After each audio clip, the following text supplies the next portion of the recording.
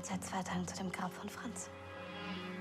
Vielleicht ein französischer Freund von vor dem Krieg. Willkommen. Und Sie kannten Franz? Ja. Aus Frankreich. Oui.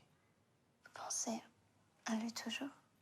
Comment pourrais-je l'oublier? Le film est inspiré d'abord d'une pièce de théâtre, une pièce de théâtre française de Maurice Rostand, qui est un auteur qui est un peu oublié.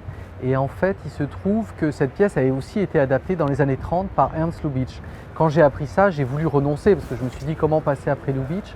Et en même temps, en voyant le film de Lubitsch, je me suis rendu compte que ce que je voulais faire était très différent parce que je voulais raconter l'histoire du point de vue des Allemands, du point de vue de la jeune fille Anna et du côté de ceux qui ont perdu la guerre, au contraire de Lubitsch qui avait raconté l'histoire du point de vue du jeune homme français.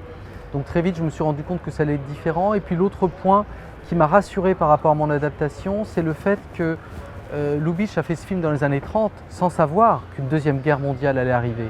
Donc du coup, ma perspective à moi, aujourd'hui français, sachant tout ce qui s'était passé dans le siècle, toutes les horreurs qu'il y a eu, tous les drames qu'il y a eu entre la France et l'Allemagne, mon film allait forcément être différent.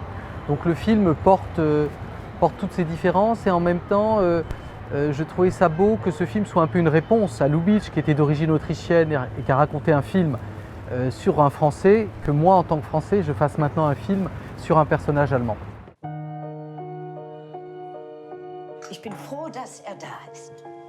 Macht es dich nicht auch glücklich? Doch. Aber wird weggehen. Dann werden wir uns bemühen, ihn noch eine Weile bei uns zu behalten. Ja?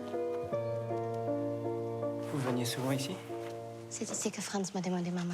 Ce qui m'a intéressé dans cette histoire, c'est vraiment l'idée du mensonge.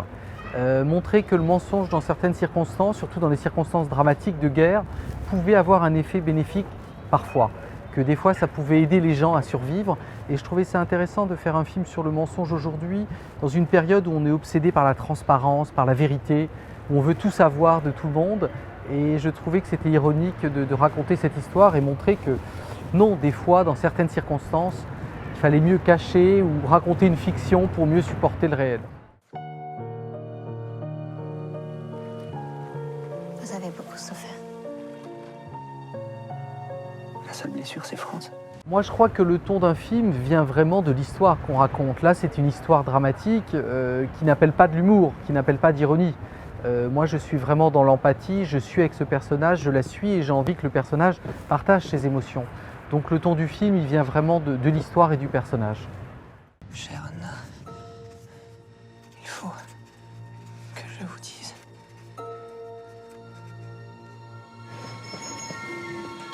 Du bist jung und schön. Versäume diese Chance nicht. Chaque film est compliqué. Là, c'était un film compliqué parce qu'il fallait convaincre les producteurs de tourner en noir et blanc, mais de tourner aussi en allemand. Donc ça, c'était un petit peu compliqué. Mais c'est vrai que j'ai eu mes films dernièrement ont eu des succès en France, donc ça m'aide à faire. Et puis le film est sorti en France, il marche bien, donc ça veut dire que le public n'a pas peur. Quand une histoire est belle, quand un film est beau, il oublie le noir et blanc, il oublie la langue. C'est l'histoire qui est importante. Mon fils est un garçon fragile. Il ne faut pas le tourmenter. Ce n'est pas moi qui tourmente votre fils, madame. C'est Franz.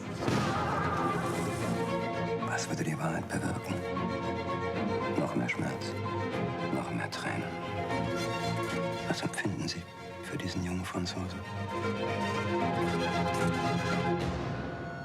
Ich weiß nicht mehr.